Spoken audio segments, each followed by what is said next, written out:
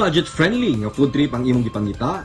Perfect destination gayud ang Sunday Carbon Market.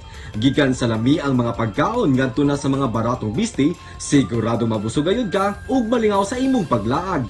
Ang Sunday Carbon Market usa sa mga proyekto sa Cebu World Development Incorporated nga nagtingwa sa pagpalambo sa carbon market.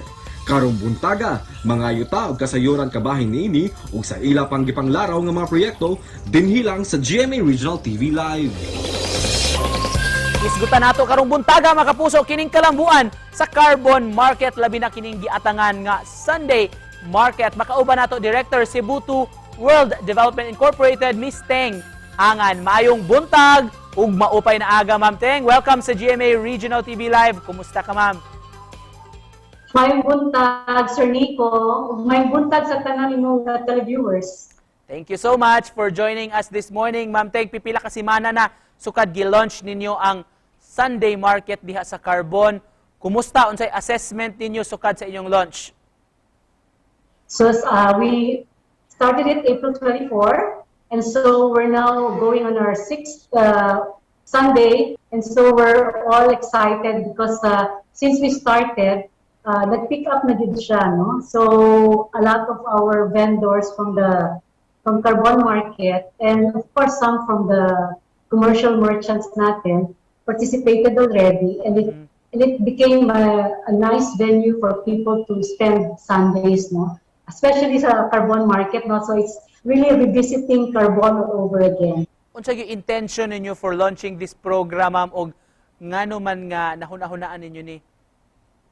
So we started this activity kay ever since naman we've been very transparent on how the modernization is going to go about at the Carbon Market area, no?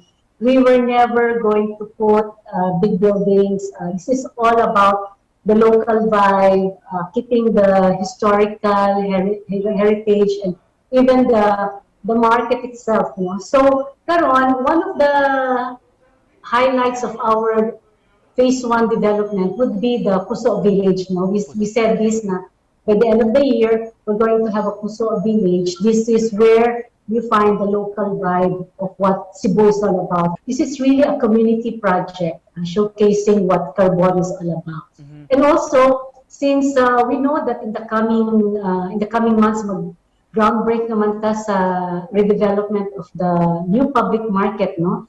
So the vendors themselves, we also want to support them. We're already letting them sell, no, in this area. Ma'am Teng, palakbita lang ko gamay very briefly lang ma'am kay we know dunay mga pagsupak beforehand sa kaning development modernization sa area.